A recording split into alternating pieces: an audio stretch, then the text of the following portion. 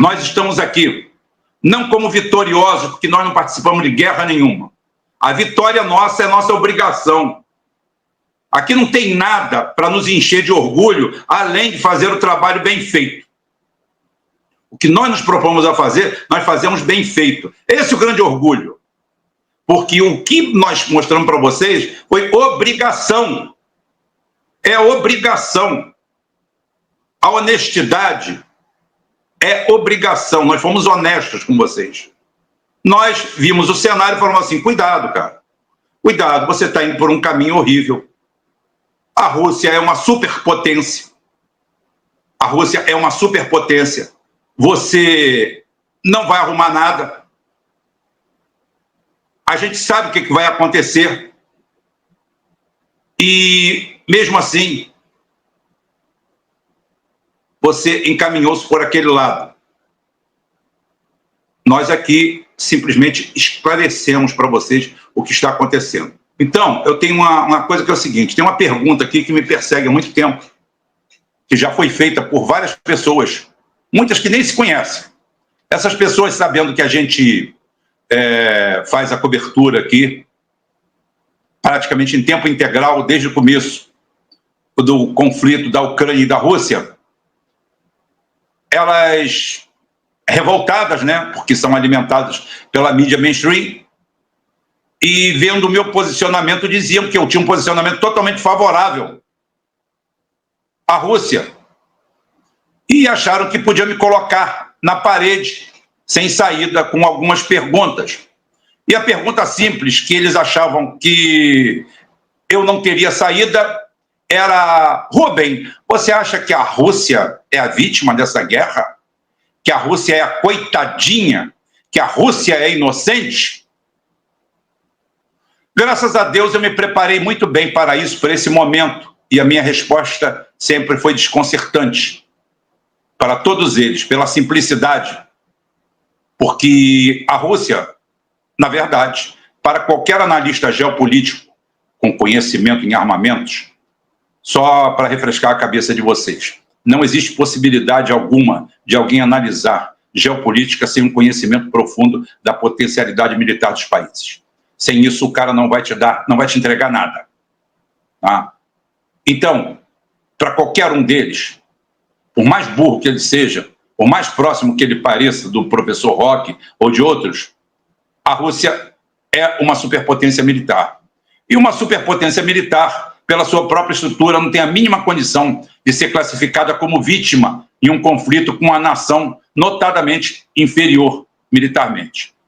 Portanto, a Rússia não é uma coitadinha na história. Agora, o que deve ser estudado a fundo, com punições exemplares, é como uma nação que não tem a mínima chance de prosperar militarmente, diante de uma superpotência, entrar numa aventura dessas, provocar um urso dentro de sua caverna, não vai fazer do urso um coitadinho, mas pode fazer de você a próxima refeição do urso. E foi o que aconteceu.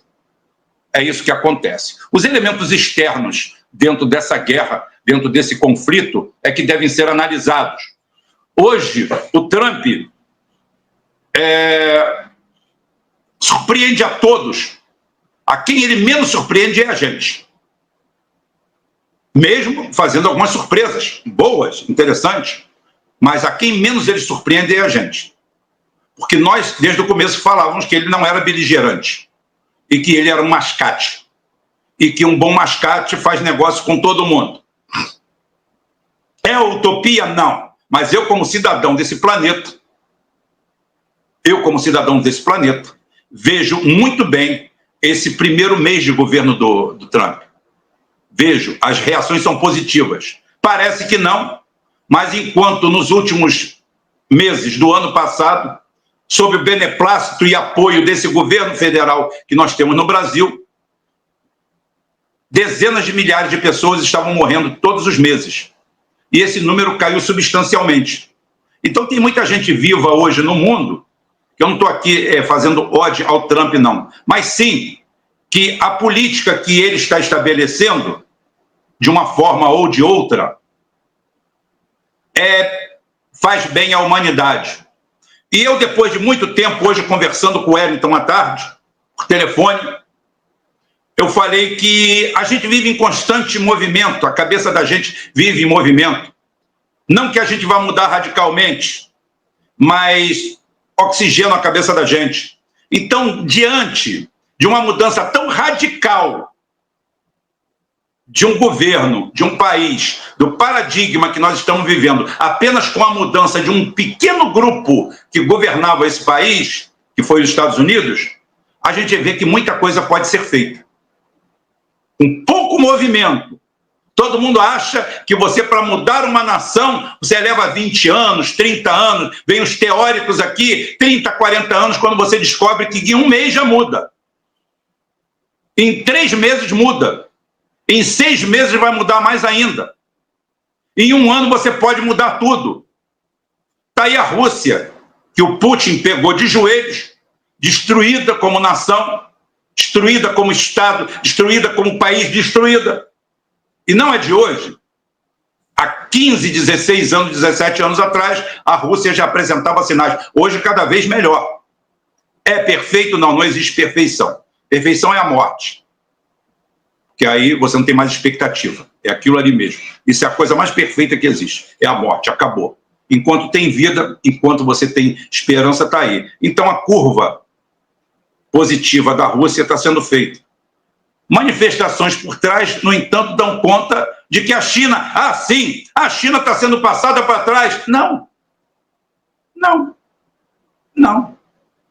Incrível que parece que há um deslocamento positivo.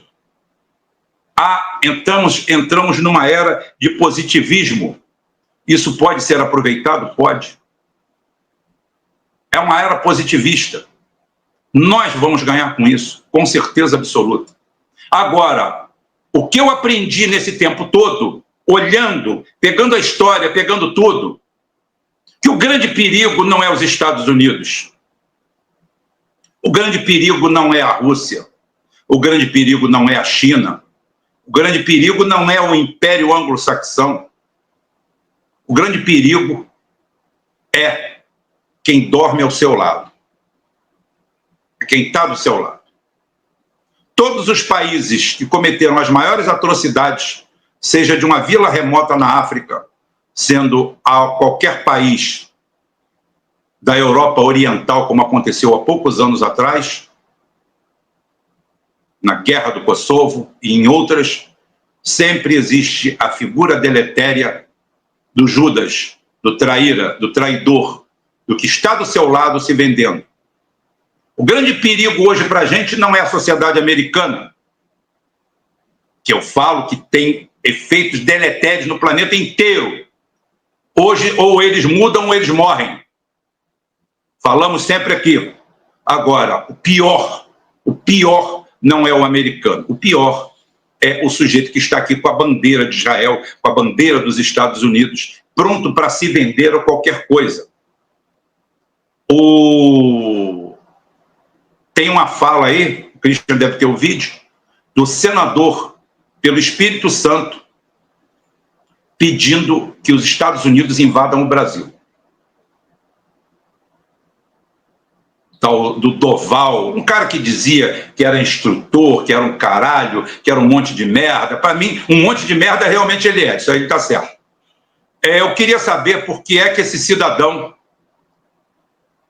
ainda não entrou em processo de impeachment. Ele deveria estar preso. Ele deveria estar preso. Cadê o Ministério Público Federal? Cadê seus pares? Cadê o PT? Agora eu falo do PT. Cadê o tal, acho que é Arthur Duval? Ele perguntou por que os Estados Unidos não invadem isso aqui. Congressista brasileiro falando isso. Tem que perder o cargo imediatamente. Como eu falei também, que o senhor Fux, quando foi lá dizendo que no STF nós nos guiamos pelo Talmud, deveria sofrer impeachment. Primeiro que aqui não existe direito clerical. E somos um Estado laico. Se o senhor ministro quer implementar o Talmud, que implemente na sua casa, não no STF. A Rosa Weber também é adepta do Talmud, dentro da sua casa.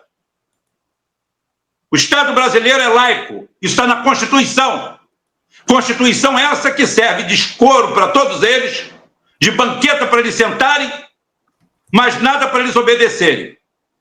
A mesma coisa do outro lado, o legislativo. Arthur Duval, cadê os Estados Unidos para invadir o Brasil? Cana! Cana! Em cana! Você tem a última chance de fazer um Pix para ajudar o canal. Esse canal, para manter esse conteúdo aqui, precisa exatamente disso.